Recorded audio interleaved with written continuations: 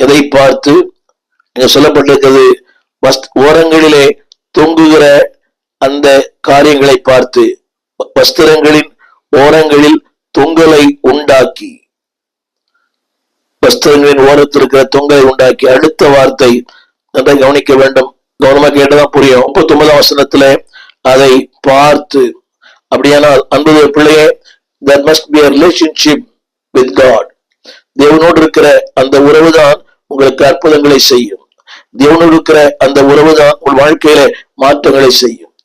முதல் குறிப்பு, அற்புதங்களை நீங்கள் பெற வேண்டுமானால், அதிசயங்களை நீங்கள் பெற வேண்டுமானால், இன்றைக்கு மக்கள் நினைக்கிறாங்க அங்கே போன அதிசய அற்புதம், இங்கே போன அற்புதம். இல்லை, அற்புதங்களுக்கு முதல் குறிப்பு, நான் ஒரு 5 குறிப்புகளை வேகமாக சொல்லுகிறேன். Number 1, the relationship with God. இரண்டாவது குறிப்பு, the requirement of before God. தேவனுக்கு முன்பாக தேவன் எதிர்பார்க்கும் சில அடிப்படை தன்மைகள். what God required.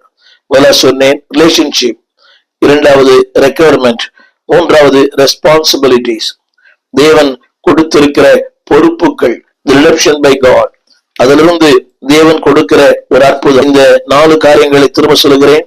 அதனால தேவன் செய்கிற ஒன்று. முதல் குறிப்பு சொன்னேன், the relationship with God. இரண்டாவது the requirement, தேவன் எதிர்பார்க்கிற அந்த எதிர்பார்ப்புகள். மூன்றாவது the responsibilities. இந்த வசனங்களை நான் வாசிக்கிறேன், கவனமாய் கேட்க அன்பாய் கேட்கிறேன். முதலாவது தேவனுடைய அந்த உறவு. உறவு இல்லாமல் அற்புதங்கள் இல்லை, உறவு இல்லாமல் ஆசீர்வாதங்கள் இல்லை, உறவு இல்லாமல் எதுவுமே இல்லை. இந்த ஜனங்கள் நன்மைகளை விரும்புகிறார்கள், ஆனால் நன்மைகளை சொந்தக்காரரை விரும்புவதில்லை. நன்மைகளை விரும்புகிறார்கள், ஆனால் நன்மைகளுக்கு சொந்தக்காரரை இன்றைக்கு மக்கள் விரும்புவதில்லை. மிகுந்த துக்கமான ஒன்று.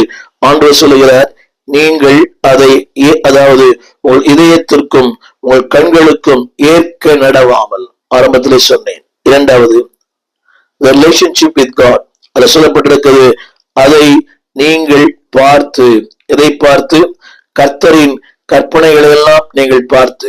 அவருடைய கருத்து என்னவென்றால், தேவனோடு இருக்கிற அந்த நெருக்கமான உறவு. நீங்கள் யார் என்பதையும், தேவன் உங்களுக்கு கொடுத்திருக்கிற அதிகாரம் என்ன என்பதையும் சற்று நினைவு அன்பை கேட்கிறேன். நீங்கள் யார்? தேவன் சொல்கிறார், நீங்கள் என்னுடைய புத்திரர். அந்த வார்த்தையை படிக்கிறேன், கேளுங்கள். அந்த வார்த்தையை இஸ்ரவேல் புத்திரிடத்திலே பேசி, நீங்கள் யார் என்பது உங்களுக்கு ஒரு பெரிய மேன்மை அல்லவா? அந்த காலத்திலிருந்து ஆச்சரியமான ஒளிக்கு உங்களை என்னை அவர் கொண்டு வந்திருக்கிறார். எத்தனை பெரிய மேன்மை, எத்தனை பெரிய ஸ்லாக்கியம், எத்தனை பெரிய உயர்வு. என் அன்பு தேவ பிள்ளைகளே, இது உங்களால் உண்டானதல்ல, தேவனுடைய ஈவு. என்னுடைய முதல் குறிப்பு, இந்த வேத புஸ்தகத்துல தேவனுடைய மிகப்பெரிய எதிர்பார்ப்பு.